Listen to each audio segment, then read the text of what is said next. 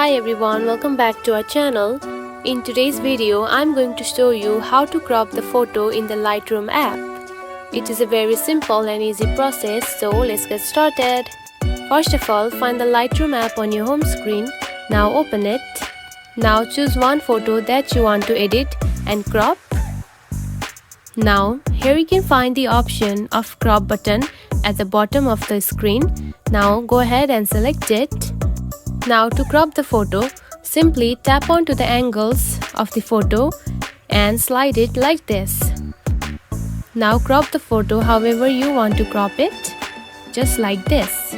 You can also adjust the photo by moving like this.